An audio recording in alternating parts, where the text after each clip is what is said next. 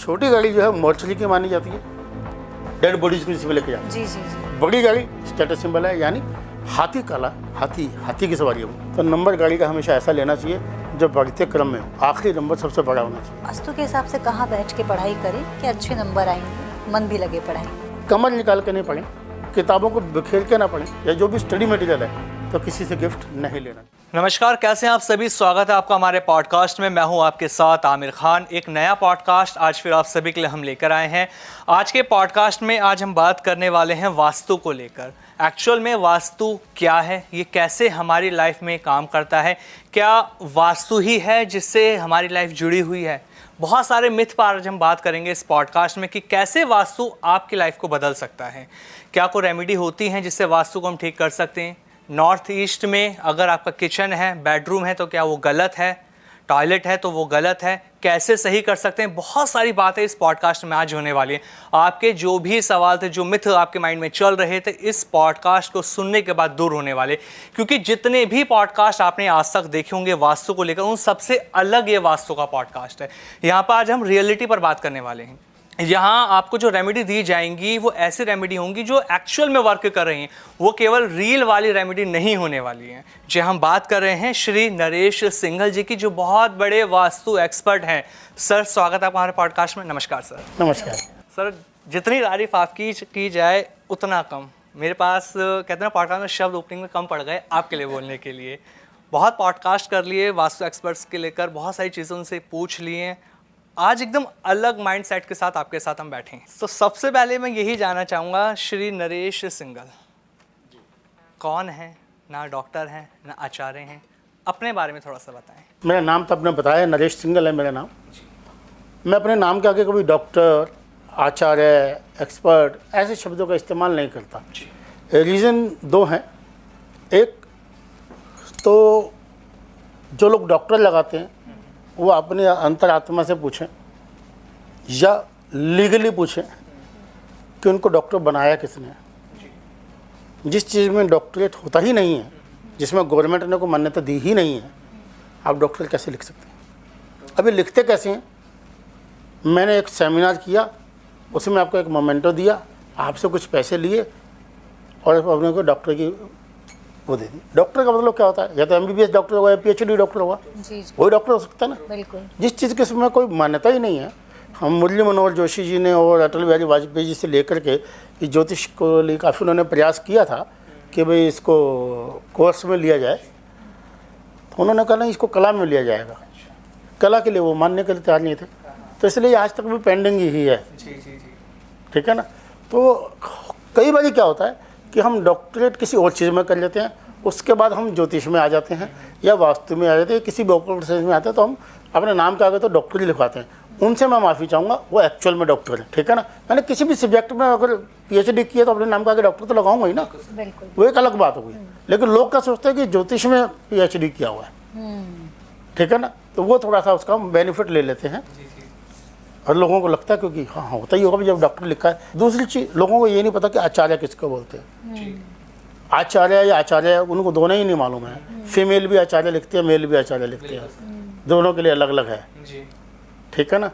और आचार्य का मतलब होता है जो वेदों को, शास्त्रों को, पुराणों को पढ़ाता हो, वो आचार्य होता है। ठीक है। या इसको इसका ज्ञान हो। ठीक है ना। तो मैं अपने नाम का एक्सपर्ट मैं इसलिए नहीं रखता हूँ क्योंकि मैं खुद ही अभी अपने आप को स्टूडेंट मानता हूँ। मैं भी कुछ ना कुछ सीखता ही रहता हूँ, तो इसलिए मुझे लगता है कि एक्सपर्ट तो पता नहीं का 7 जन्म बाद होऊंगा।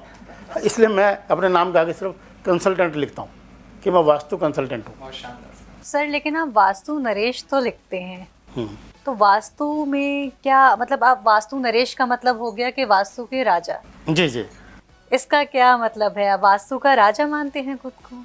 नहीं, मैं वास्तु का राजा मैं नहीं मानता हूँ। बिल्कुल आपका वास्तु मैं करता हूँ। नरेश मेरा नाम है, तो एक कोइंसिडेंट है कि वास्तु नरेश। अब इसको ऊपर ये दिया गया था, मैं नेपाल में गया था, तो वहाँ पे नेपाल के राजा ने मुझे एक चीज़ बोली थी। मेरी जब मुलाकात थी, कहते मैं नेपाल नरेश, तुम वास्तु नरेश। तो मेरी कंपनी का नाम तो वैदिक वास्तु विजन था, तो उससे मेरी कंपनी का नाम भी यही हो गया। आपने कभी पैसे जमा कराने तो मेरा अकाउंट नंबर भी इसी नाम से तो इस तरीके से है। तो मैं अपने आप को नरेश ऐसा नहीं मानता हूँ। हाँ, मैं इतना जरूर मैं मानता हूँ कि किसी ने मेरे को सम्मान से इनाम दिया और मैं उसको अभी तक भी कंटिन्यू कर रहा हूँ और करना भी चाहूँ। सर, जैसे शुरुआत में मैंने बात करी कि वास्तु को लेकर बहुत कुछ जानने वाले हैं, तो मेरा पहला जो सवाल आपसे इस पॉडकास्ट में वो यही है कि अगर हम ज्योतिष की बात करते हैं तो ज्योतिष डिपेंड करता है कि हमारे वो पास्ट, प्रेजेंट और फ्यूचर के प्रेडिक्शन कर पाता है जी। और वास्तु से हम ये जान पाते हैं कि जिस घर में हम रह रहे हैं, जिस ऑफिस में हम रह रहे हैं, वो हमारे लिए सही है या गलत है। तो पहले आप हमें ये समझाइए कि वास्तु और ज्योतिष है क्या, इन दोनों में क्या अंतर है? हाँ, ये बड़ा लोगों ने इसको मिक्स किया हुआ है और ये मिक्स है भी। पहली बात बता देता हूँ कि ज्योतिष एक बहुत बड़ी चीज़ है, उसका एक छोटा सा पार्ट वास्तु है। अच्छा। जबकि मैं खुद वास्तु कंसल्टेंट हूँ, उसका एक छोटा सा पार्ट है जो वास्तु जी। अब इन दोनों में संबंध क्या है, अंतर क्या है? आप मान लीजिए दो जुड़वा भाई हैं या जुड़वा बहनें हैं या जो बहन भाई हैं, उनका पैदा होने का समय तो एक ही है, लेकिन उनकी एक भाई डॉक्टर बन सकता है, दूसरा डकैत भी बन सकता है। ठीक है ना? तो एक आम आदमी सोचता है यार कि सभी चीज़ें एक ही जैसी होनी चाहिए, क्योंकि वो तो जुड़वे हैं, उनके तो पैदा होने में 1 सेकंड का ही फ़र्क है। ठीक है ना? या ये 2 मिनट का फ़र्क है या मिनिमम फ़र्क है जी। तो ऐसा नहीं है, इसको हम प्रारब्ध बोलते हैं, उसके पिछले जन्म के कर्म बोलते हैं। तो अब बात करें कि ज्योतिष और वास्तु में अंतर, जो आपका मूल क्वेश्चन था। ज्योतिष व्यक्ति विशेष के बारे में बताता है। अच्छा। आप किसी ज्योतिषी के पास जाएंगे, वो व्यक्ति विशेष आपके बारे में बताएगा। ठीक है ना? कि आप एंकर बनेंगे, आपका टीवी चैनल होगा या जो भी कुछ होगा, या आप एक्टर बनेंगे, जो भी बनेंगे आप, वो आपके बारे में एक काफ़ी कुछ बता देगा। बेसिक बातें वही बता देगा वो। वास्तु वहाँ पे रहने वालों के बारे में बताएगा। अभी हम यहाँ पर पॉडकास्ट कर रहे हैं, हम यहाँ पे 3 लोग हैं, तो वो सब लेकर के हम बात करेंगे तो यहाँ का जो टेम्परेचर है वो सबके लिए एक जैसा चाहिए। बिल्कुल सर। हमारे यहाँ कोई भी ऐसा नहीं है जो कि कोई रजाई या कंबल लेके बैठा हो जिसको बहुत ठंड लग रही हो या जिसको बहुत गर्मी लग रही हो। अपवाद हर जगह हो सकते हैं, वो एक अलग बात है। तो वास्तु वहाँ पे रहने वालों की बात करता है, ज्योतिष व्यक्ति विशेष की बात करता है। ये इसका बड़ा अंतर है।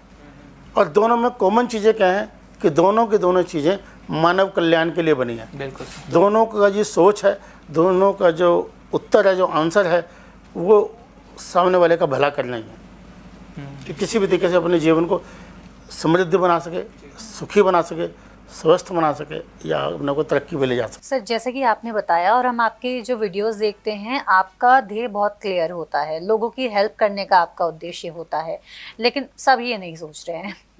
आजकल बहुत क्रैश कोर्सेज चल रहे हैं, यूट्यूब वगैरह अगर हम जो भी देखें तो वहाँ पर बहुत सारे कोर्सेज मिल जाते हैं। आप 1 महीने का कोर्स कीजिए, एस्ट्रोलॉजर बन जाइए, ज्योतिष बन जाइए और वास्तु एक्सपर्ट बन जाइए, न्यूमरोलॉजी जान लीजिए। क्या पॉसिबल है इतने कम समय में ज्योतिष या फिर वास्तु को समझना? क्योंकि आप अभी तक ये बोल रहे हैं कि मैं अभी तक सीख रहा हूँ। देखिए, मैंने जब अपने गुरुजी से क्वेश्चन किया था, मेरे गुरुजी उस समय 76 ईयर्स के थे। 76 साल के थे, अब नहीं, उनका स्वर्गवास हो गया। मेरे एक दूसरे गुरुजी हैं, वो मोमडन हैं, इंजीनियर HM सलीम। और डॉक्टर पूर्णचंद्र राव जी, वो तो उनको गए को भी काफ़ी समय हो गया, काफ़ी साल हो गए। जी जी। ठीक है। तो मेरे जो दूसरे गुरुजी हैं इंजीनियर HM सलीम, वो भी हैं और ऊपर वाले की कृपा से स्वस्थ हैं। जी जी। तो हमसे ज़्यादा एक्टिव है। तो आपकी जो बात थी कि मैं टेक्नोलॉजी की तो बात करूँगा, नो डाउट उसका बेनिफिट लेना चाहिए। अब ऐसा तो है नहीं, हमारे टाइम पे तो हम दिल्ली पब्लिक लाइब्रेरी में जाते थे, तो वहाँ से किताब निकाल कर लाते थे, हमें पता नहीं होता था वस्तु है या वास्तु है। तो एक टेक्नोलॉजी तो आई है, जैसे पॉडकास्ट से हम सभी लोग, आप उस नॉलेज को जो कि हमने बरसों में ली, आप उसको 2 घंटे में स्प्रेड कर सकते हैं। मैं उस टेक्नोलॉजी की बात में उसका अगेंस्ट नहीं हूँ, बट दोनों चीज़ों में ना फ़र्क है। मैं हमेशा बोलता हूँ कि टेक्नोलॉजी अलग चीज़ है, शिक्षा भी एक अलग चीज़ है। ठीक है ना? एक होती है दीक्षा।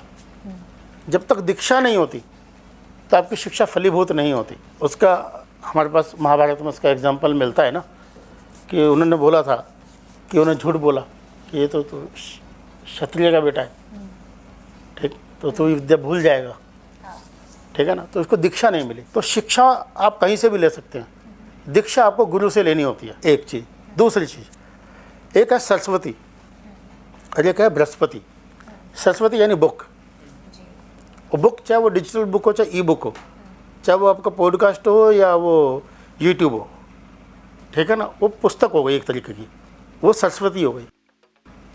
आप रीडिंग कर सकते हैं, पढ़ सकते हैं, बहुत पढ़ सकते हैं, लेकिन ज्ञान इंटरनल चीज़ है। और ये जो सब्जेक्ट है ना, ये ज्ञान से रिलेटेड है, ये अंदर से आता है। तो दोनों में मैंने आपको बताया कि ऐसा उस चीज़ का फ़ायदा लेना चाहिए।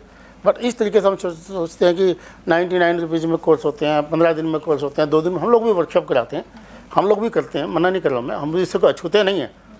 बट मैं ये बात पहले क्लियर बोलता हूँ, लोग पहले मेरे लिखा होता है, मेरा ना नोट बना के भेजता हूँ। अच्छा। कि आपको ये जस्ट एक अवेयर, आपसे अवेयर होंगे, आपको इससे एक्सपोजर मिलेगा, आप इसका एक्सपर्ट नहीं बन सकते, आपको इसके डायमेंशन तो मिलेंगी कि कहाँ तक है ये सब्जेक्ट। सर फिर तो नुकसान हो जाता होगा, सच बोल देते हैं आप। नहीं, मुझे ये लगता है कि आज का टाइम ना ऐसा है कि उतना ना हम डर के हमारे झूठ बोलते हैं, सच बोल के मुझे लगता है उससे ज़्यादा पैसा मिल जाता है। आप सब समय बदल गया है, आप जितना ट्रांसपेरेंट है, जितने क्लियर हैं, जितने सच है, उतना मिलता है। एप्पल 2 लाख रुपये का, 1.5 लाख रुपये का फ़ोन बेचता है ना, ट्रांसपेरेंट है ना भैया, 1.5 लाख का ही है ना।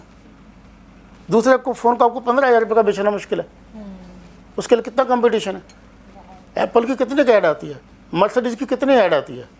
मैं गंदा एग्जांपल लेता हूँ, महंगी विस्की जितनी भी हैं उनकी कोई ऐड ही नहीं आती, सस्ती विस्की की खूब ऐड आती है जी। आपको मर्सिडीज़ की ऐड कभी नहीं मिलेगी, और आपको मारुति की ऐड मिलेगी, क्योंकि उसको मालूम है मेरा सेगमेंट क्या है, तो जो उसका सेगमेंट है। इसी तरीके से मेरा भी जो सेगमेंट है, बुरा नहीं माने कोई, मेरा भी सेगमेंट वो नहीं है जो मुझे यूट्यूब पे देखता है। मेरा वो सेगमेंट है ही वही जिसके पास यूट्यूब देखने का टाइम नहीं है। बिल्कुल। कोई लोगों को ना इंसल्ट फील होती है, बट मैं उनकी इंसल्ट के नज़रिए से नहीं बोलता ये बात। मैं कहता हूँ कि जो क्लाइंट मेरे ऑफिस में आ गया वो तो बेचारा गरीब आदमी है, पैसे वाला तो मुझे बुलाएगा। लेकिन सर वास्तु के नाम पे भी एक तरह से स्कैम भी तो हो रहा है ना, ये लोगों को डराना, उन्हें एकदम से परेशान कर देना। लोग किस लिए जा रहे हैं, एक वास्तु अगर कंसल्टेंट के पास जा रहे हैं, किस लिए जा रहे हैं? वो अपनी प्रॉब्लम को सॉल्यूशन लेने के लिए जा रहे हैं, लेकिन वास्तु एक्सपर्ट क्या कर रहा है, उन्हें डरा रहा है। अगर फॉर एग्जांपल एक बिल्डिंग है, अब उसका अगर जो फर्स्ट फ्लोर बना है उसी के बिहार पे उसके 30 या 40 फ्लोर जो भी हैं सारे एक जैसे ही बनेंगे। अगर उनका किचन या मैं टॉयलेट की बात कर लूँ, बेडरूम की बात कर लूँ, अगर वो नॉर्थ ईस्ट में बना है, वो एक जैसा ही हर फ्लोर पे बन रहा है जी। अब ज़रूरी नहीं है ना उस 50 मंजिल की फ्लोर की जो बिल्डिंग है उसके अंदर सबको कैंसर होगा या सब बीमार पड़े होंगे। सबकी लाइफ में अलग अलग प्रॉब्लम होगी, किसी लाइफ में कुछ भी प्रॉब्लम नहीं होगी। तो वास्तु क्यों डराते हैं इस नाम पर? नहीं, ये तो आपका दोनों बातें ना आपकी विरोधाभास है। कि पहली बात तो मैं ये क्लियर कर देता हूँ कि भाई डराना हमारी जो है ना, कुछ चीज़ें में ना मजबूरी हो गई है। हमें क्लाइंट या आप या हम, किसी जगह हम भी क्लाइंट हैं, ठीक है ना, किसी जगह हम भी ग्राहक हैं। बिल्कुल सर। तो हम पैसा कब देते हैं, या तो हम डर के मारे देते हैं या हम लालच में देते हैं। इवन देन भगवान की पूजा भी हम डर के मारे करते हैं या हम लालच में करते हैं कि भगवान मेरे मैया रानी मेरी लाडली लग जाए। मैं जब छोटा होता था जागरण में जाता था, कहता मैया मेरी लाडली लग जाए तो मैं हलवा पूड़ी बांटूंगी, ठीक है ना। तो मैं ऐसे सुनता था, मुझे बड़ा अजीब लगता था उस टाइम, जी जी है कि जैसे माता रानी ने हमारे को 10 लाख रुपए की लाटरी लगवाने की, हलवा पूड़ी अपने आप से नहीं खा सकती, बिल्कुल है। सही बात। तो मुझे बड़ा अजीब सा लगता था उस टाइम, जबकि मैं बच्चा था, मैं 6th 7th 8th की बातें बता रहा हूँ मैं। अच्छा। तो मुझे बड़ा अजीब उस टाइम में मेरे को ये क्वेश्चन रहता था। तो कहने का मेरा मतलब 2 बातें हैं कि या तो हम डर के हमारे पैसा देते हैं या लालच के हमारे देते हैं। थोड़ा तो जो क्लाइंट है उसको थोड़ा समझदार होना चाहिए, ठीक है ना। और आप लोगों की वजह से क्लाइंट अब बहुत समझदार भी हो गए हैं, अब ऐसे मूर्ख नहीं बनते वो, ठीक है ना। अब दूसरी बात ये है कि अब एक चीज़ है ही डरने वाली कि भैया तुम्हारे नॉर्थ ईस्ट में टॉयलेट है, तो वो खुशी से थोड़ी ना बोलेगा, उसको डरा के तो बोलेगा, उसको बोलेगा ना भाई ठीक तो है। आप डॉक्टर के पास जाते हैं तो कहते हैं अगर आप 2 घंटे लेट हो जाते तो ये जो चीज़ें गड़बड़ हो जाती है आपकी, यही आपका पेशेंट बचना मुश्किल हो जाता। कहते वो ठीक ही रहे ना, ठीक है, तो ऊपर वाले की कृपा से हो सकता है वो 4 घंटे भी बचता है, और या वो इलाज के बाद भी मर सकता है। ये एक अलग विषय हो गया। अब दूसरी बात, आपके बीच में आपने एक बात कही कि अगर कोई घर 10 मंजिल है तो सबकी किचन तो सेम है या सबका आर्किटेक्चर प्लान तो सेम है, तो सबका वास्तु इम्पैक्ट भी एक ही जैसा होना चाहिए? बिल्कुल भी ऐसा नहीं है। यदि सबका वास्तु एक ही जैसा होता तो मैंने आपको एग्जांपल दिया ना कि सबकी डेट ऑफ बर्थ सेम है तो सबका सब एक जैसा होना चाहिए। तो बट सर ये तो बना तो एक ही जैसा है ना घर तो। नहीं ना, वही तो बताना चाह रहा हूँ कि एक ही जैसा वास्तु ये फिक्स फार्मूला नहीं है, सबके लिए एक जैसा असर नहीं करेगा। तो जो वास्तु जिस तरह से भी आपने कहा कि एक बिल्डिंग पूरी एक तरह से बनी हुई है, तो मेरा हॉरोस्कोप अलग है, इनका अलग है, हो सकता है मेरे लिए फायदेमंद और इनके लिए नुकसानदेह, ऐसा हो सकता है? हॉरोस्कोप के अलावा भी बात करता हूँ। जी बताइए। जैसे किसी का काम लोहे का है और उसका घर साउथ फेसिंग है, ठीक, उसके लिए वो अच्छा है। मैं वहाँ पे मैं टीचर हूँ, मैं स्कूल में पढ़ाता हूँ, तो मेरे लिए हो सकता है उतना अच्छा ना हो। अच्छा, ठीक है ना। तो नेचर ऑफ बिजनेस या नेचर ऑफ जॉब या नेचर ऑफ प्रोफेशन उस पर डिपेंड करता है। फिर नंबर 2 उस पर जो वहाँ रह रहा है उस पर डिपेंड करता है। ठीक है ना, वो किस विल पावर का व्यक्ति है।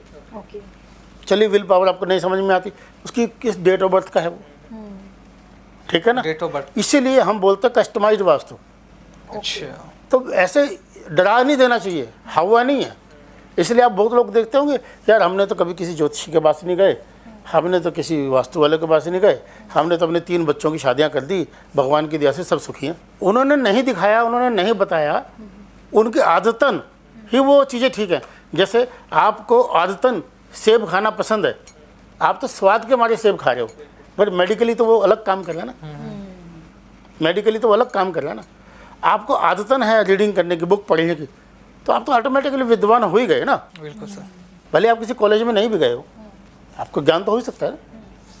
तो इसलिए ये कहना कि सबका एक ही जैसा है, नहीं। इसलिए मैं बोलता हूँ कि वास्तु सबके लिए एक जैसा नहीं है। ओके, ठीक है, कुछ फंडामेंटल्स हैं। जैसे नॉर्थ ईस्ट की आपने बात की कि नॉर्थ ईस्ट में यदि किचन है या टॉयलेट है, इसका इम्पैक्ट सबके ऊपर आएगा ही आएगा। किसी के पास कम आए, किसी के पास ज़्यादा आए, फैमिली में किसी मेंबर्स के पास आए, किसी का। हम देखते हैं उसको बाहरी रूप से कि उसका पैसा कौन सा है, उसकी गाड़ी, हमें ये दिखता है ये मर्सिडीज में जा रहा है। ठीक है ना, हमें ये नहीं पता था ये मर्सिडीज की किस्त नहीं जा रही। ठीक है ना जी। तो हम उसको बाहरी रूप से देख के तो नहीं उसका कोई जज कर सकते इसको। ठीक है ना, जैसे हम यहाँ जितने भी व्यक्ति बैठे हैं, एक बड़ा फंडामेंटल है, अगर हमारे बीच में कोई एक पागल है तो उसका अलग बिहेव होगा हमसे। हाँ। ठीक है ना, तो हमें ये कंडीशन है। आपने लड़की देखने जाना, अपने लिए आपने लड़का देखना है, वो साधारण हो, गरीब हो, थोड़ा कम पढ़ा लिखा भी हो, चल जाएगा। लेकिन मैं कहूँ नहीं, देखो जी पैसे वाला भी बहुत है लेकिन है पागल, सुंदर भी बहुत है, पागल है, तो आप शादी करोगे? नहीं करोगे ना। तो ये कंडीशन है, ये आप पागल से शादी नहीं कर सकते। बिल्कुल सर। तो इसी तरीके से कुछ एक दोष ऐसे होते हैं जिससे आप कॉम्प्रोमाइज़ नहीं कर सकते, करना ही नहीं चाहिए, जिसमें हमें ना तो किसी डेट ऑफ बर्थ की जरूरत है, ना ही उससे हमें डरना ही चाहिए। सर एक चीज़ मुझे आपसे पूछनी थी, वास्तु को लेकर बहुत लोग ना बहुत ज़्यादा पर्टिकुलर बताते हैं बातें। जैसे कि अभी हम पॉडकास्ट भी कर रहे हैं, तो ये जगह जहाँ पर मैं बैठकर बात कर रही हूँ, बहुत से लोग ये भी बोलेंगे कि इस जगह बैठकर ना बात करो, आप अगर वहाँ बैठकर बात करोगे तो आप ज़्यादा फेमस होगे, पॉडकास्ट ज़्यादा चलेगा, हो सकता है ये सेट उधर हम अगर लगाएं तो वो ज़्यादा चलेगा। तो क्या वास्तु इतना पर्टिकुलर भी है? कुछ मामलों में है। किन किन मामलों में हो सकता है? मान लीजिए आपकी परमानेंट सिटिंग है, ठीक है, आप हमेशा यहाँ बैठते हैं, तो फिर इस पर हमें ध्यान देना पड़ेगा। लेकिन यहाँ पे जो आया वो गेस्ट है, वो यहाँ पे 2 घंटे के लिए आया, 3 घंटे के लिए आया, आधे घंटे के लिए आया, 20 मिनट के लिए आया, जा रहा है, उसके ऊपर वास्तु नहीं करेगा काम। जिस तरीके से सोते तो आप होटल में भी हैं और घर में भी सोते हैं, लेकिन वहाँ पे आप होटल के रूम का वास्तु देख के नहीं जाएंगे, क्योंकि वहाँ पे आपको टेम्परेरी रुकना, 2 दिन के लिए, 10 दिन के लिए, 5 दिन के लिए। तो इसलिए अगर आपकी ये परमानेंट सीट है तो नेचुरली आपको इसको सोचना चाहिए। ओके, तो फिर तो ये बात है। अच्छा, यार ये इतनी छोटी सी बात नहीं है। नहीं जी नहीं, एक मैं एक एग्जांपल देता हूँ। आप मेरे ऑफिस में आएंगे जी जी, तो आप कहाँ बैठेंगे? मेरे सामने वाली चेयर पे, बिल्कुल, और मैं सामने, है ना। हाँ जी, जो सामने चेयर पे बैठा है वो ऑटोमेटिकली पता है कि इसको ये बॉस है और सामने वाला विजिटर है। जी, ठीक है ना।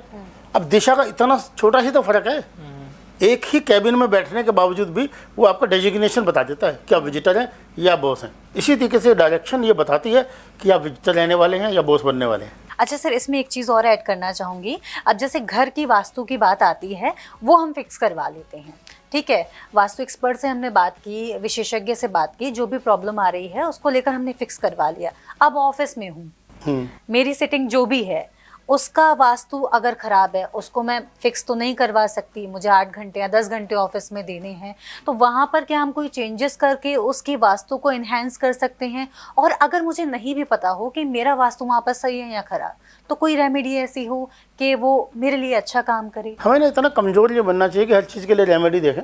Okay. Number 1। Number 2, in general हमें ये देखना चाहिए कि हमारा मुँह ईस्ट की तरफ हो या नॉर्थ की तरफ हो या साउथ की तरफ हो या वेस्ट की तरफ हो, उप दिशाओं की तरफ ना हो। अच्छा।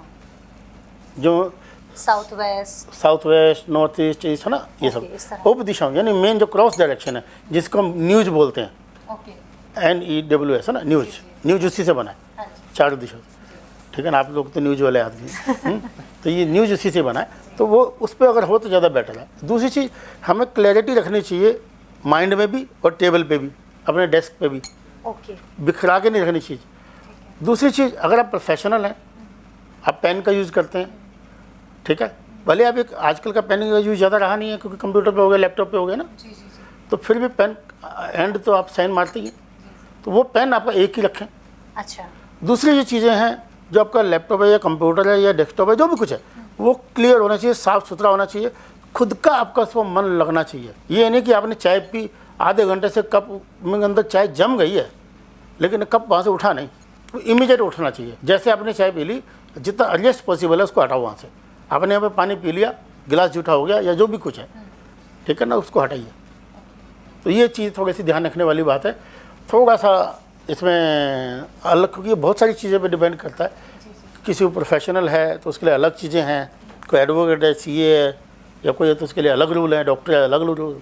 अब कोई बिजनेसमैन है, कोई इंडस्ट्रियलिस्ट है, कोई ट्रेडर है, ठीक है ना, या कोई शेयर्स मार्केट में काम कर रहा है, तो ये थोड़ा सा रूल बदलते हैं उनके लिए। हाँ, इतना कह सकता हूँ कि आपको कुछ लोग मोबाइल में भी लगाते हैं या उसमें लगा लेते हैं भगवान की फ़ोटो और फिल्मी गाने लगा लेते हैं भी धीरे धीरे। तो बेटर है यार, फिल्मी लगा लो ना, आप शाहिद कपूर की लगा लो ना, या जो भी आपका कैटरीना कैफ के लगा लो ना भाई, भगवान का नाम लगा के ही क्यों कर रहे हो। जो उच्च अधिकारी हैं, दंडाधिकारी हैं, IAS हैं, IPS हैं, उनको सेडान गाड़ी नहीं लेनी चाहिए, ऊंची गाड़ी लेनी चाहिए। अच्छा। हाँ। मैं नाम नहीं लूँगा, मैंने किसी जज के यहाँ गया तो मैंने उनको बोला, मैंने कहा जी, मुझे नहीं मालूम था उस टाइम तक कि जज है। अच्छा। जिन्होंने भेजा था ऐसे ही भेज दिया था। तो मैंने कहा जी आपके पास गाड़ी कौन सी है? उसको बड़ा अजीब लगा कि वास्तु के लिए बुलाया, गाड़ी पूछ रहा है। कहा जी बताओ जी, गाड़ी तो कहीं है, जाट है वो। कहते जी गाड़ी तो कहीं है। मैं कहा नहीं जी आप जिसमें जाते हो, तो जी होंडा सिटी है। मैं कहा जी जब से आपने गाड़ी ली है आपके पास ये दिक्कत आ गई है, आपको ऊंची गाड़ी में लाना चाहिए। उनको बात समझ में आई, आप हैरान होंगे, उन्होंने वही होंडा सिटी मुझे गिफ्ट कर दी। अच्छा। मैंने 3 साल रखा उस गाड़ी को। गाड़ी से और बता देता हूँ, अगर आप छोटी गाड़ी ले रहे हैं, मान लिया एल्टो ले रहे हैं, है ना, वैसी कोई गाड़ी ले रहे हैं, तो ब्लैक नहीं लेनी चाहिए। अच्छा।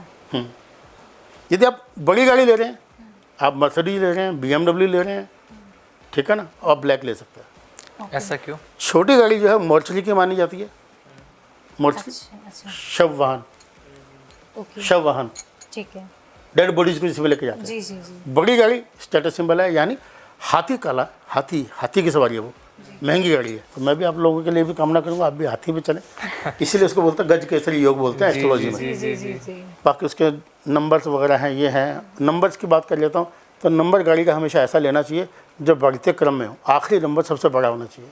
अच्छा। मतलब बाकी बहुत सारी चीज़ें हैं, एक टिप्स देने वाली बात है कि आखिरी नंबर सबसे बड़ा होना चाहिए, ठीक है। ये नहीं हो कि मेरा नंबर 9999 है और आखिर में 1 है। ओके। तो सर जब भी हम रेमेडीज़ की बात भी कर रहे हैं, कुछ स्टूडेंट्स के लिए रेमेडीज़ ले लेते हैं। बच्चे बड़े परेशान हैं पढ़ कर, लेकिन रिजल्ट जो चाहते हैं वो नहीं आते, या फिर अभी एग्ज़ाम्स भी आने वाले हैं बच्चों के, तो वास्तु के हिसाब से कहाँ बैठ के पढ़ाई करें कि अच्छे नंबर आएंगे, मन भी लगे पढ़ाई में? देखिए, एक ना हमारे यहाँ पे, मैं कुछ जाति बाती पे नहीं जा रहा हूँ जी जी, हमारे यहाँ पे ना एक कम्युनिटी है कायस्थ, जिसे हम बोलते हैं ना सक्सेना, ये सब होता है ना लोग, हाँ। जौहरी वगैरह है ना, श्रीवास्तव वगैरह, इनकी ना ये ना कलम दवात की पूजा करते हैं। आप देखेंगे मेजोरिटी में ये लोग ना बहुत पढ़े लिखे हैं और बहुत अच्छी पोस्ट पे हैं। ये बिजनेस कम्युनिटी नहीं है, पढ़ाई वाली है।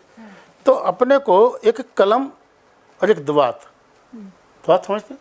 हाँ, इंक पोट, हाँ ठीक है ना, जी। वो लेकर के हमें वो जूल यूज़ करना चाहिए।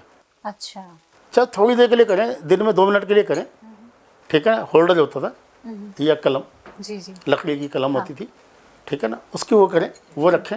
स्टूडेंट कमर निकाल के नहीं पढ़ें, किताबों को बिखेर के ना पढ़ें। अगर वो कंप्यूटर पे भी या लैपटॉप पे भी या काम कर रहे हैं किसी ऐसे गैजेट पे भी, तो बहुत सारी विंडोज़ ना खोल लें, बहुत सारा खोलना लें। अच्छा, जितना उनको जो ज़्यादा ज़रूरी है उतना ही खोलें, ठीक है। नहीं तो फिर वो डिस्ट्रैक्ट हो जाएंगे। पहले आपने ये किताब पढ़ी तो फिर दूसरी पढ़ने लग गए। आप पहले ये वाली वीडियो देख रहे थे, फिर देखते देखते कि मतलब आप वास्तु से शुरू होते रेसिपी पे आ गए, होता ना ऐसे, जी, क्योंकि हम स्क्रॉल करते रहते हैं। तो इसी तरीके से, तो ये चीज़। दूसरी चीज़, एकदम दीवार से सटा हुआ नहीं होना चाहिए, ओके, डिस्टेंस होना चाहिए।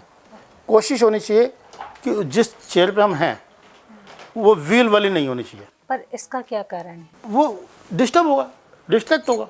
लकड़ी की रहेगी और अर्थ एलिमेंट है। अर्थ क्या है, लकड़ी क्या है, पेड़, यानी बढ़ेगा, ग्रो के लिए, ग्रोथ के लिए। और अपने जो भी pen, pencil, paper, geometry box, जो भी कुछ है या जो भी स्टडी मटेरियल है, यदि आप अफोर्ड कर सकते हैं तो किसी से गिफ्ट नहीं लेना चाहिए। अच्छा, मैं ये नहीं कह रहा हूँ अगर कोई गरीब है तो नहीं लेगा या आपको नहीं देना चाहिए।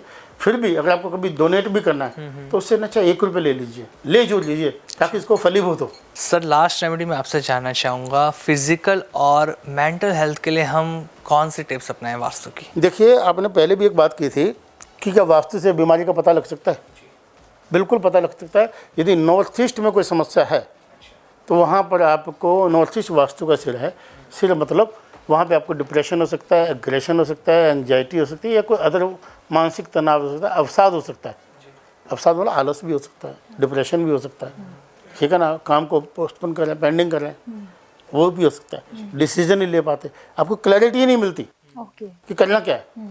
कि यार सिंगल साहब का पॉडकास्ट अंशिका ने करना है या आमिर ने करना है, चलो तुम भी कर लो, चलो मैं कर लेता हूँ, चलो दोनों कर लेते हैं, ठीक है ना। तो कन्फ्यूज़न रहता है। ओके, तो इसलिए वो, अगर आप कुछ भी नहीं कर सकते, किसी आर्किटेक्चर प्लान को चेंज नहीं कर सकते, एटलीस्ट ये जरूर देखिए कि उसके अंदर में कोई गंदगी ना हो, कोई गड़बड़ी ना हो, कोई बहुत वजन ना डाल दिया हो, उसको स्टोर ना बना दिया हो, उसे वहाँ पे जूते या इस टाइप का कोई सामान ना रख दिया गया हो, वो कर दीजिए। इसी तरीके से यदि घर के सेंटर में कोई प्रॉब्लम है तो वहाँ पर आपको किडनी की प्रॉब्लम हो जाती है, कोई और समस्या खड़ी हो जाती है। और यदि आपको साउथ वेस्ट में कोई दिक्कत है तो आपको टांगों में दिक्कत होती है, अच्छा, आपको टांगों में दर्द हो जाएगा, इसमें दर्द, तीनों में दिक्कत है तो फिर तो महाकल्याण हो गया, फिर तो कह ही नहीं सकते, ठीक है ना। अदरवाइज फिर तो रोगी होगा ही होगा वो। अगर ये नॉर्थ ईस्ट भी कटा हुआ है, साउथ वेस्ट भी कटा हुआ है, तो ऐसे देखने में मिलता है कि वहाँ पे सुसाइडल टेंडेंसी बन जाती है। अच्छा, हाँ, वो इतना हैवी डिप्रेशन में चले जाते हैं, कुछ खा लेते, भले मरे ना मरे वो अलग बात है, मृत्यु तो उनकी जब आनी जब आनी है, तो मृत्यु तो किस स्वस्थ व्यक्ति की भी आ सकती है। जी जी जी, बट इस तरीके से कष्टकारी ना हो। तो जगह जगह पे हमारे को ये बताया गया है, यदि साउथ ईस्ट में दिक्कत है तो बंदे को ये शोल्डर, आपने देखा ये शोल्डर जाम हो गया, बाजू नहीं उठ रही है, तो वो चेक करें उनके घर का साउथ ईस्ट में दिक्कत होगी। यदि ये वाली बाजू है तो उनको बोलो नॉर्थ वेस्ट में दिक्कत होगी।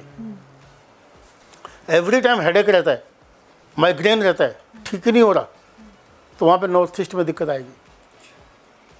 तो ये छोटी छोटी सी चीज़ें हैं कि जिनका अगर हम ध्यान रखेंगे तो हमें बचा जा सकता है। हाँ, अगर हमें माइग्रेन हो गया, हमें किडनी प्रॉब्लम हो गई, फिर हमने उसको वास्तु ठीक कराया, तो फिर उसको बहुत बड़ा असर नहीं आता। Thank you so much sir, जिस तरह से आपने पूरे वास्तु को लेकर जो आज ये जानकारी दी ना इस पॉडकास्ट, बहुत शानदार जानकारी रही, बहुत मज़ा आया आपसे बात करके। सारे मिथ आपने क्लियर कर दिए, जो डाउट्स हैं हमारे अंदर वो भी क्लियर हुए, और व्यूअर्स के लिए को भी बहुत मज़ा आया होगा इस पॉडकास्ट को देख के। Thanks for coming sir, thank you so much. Thank you sir.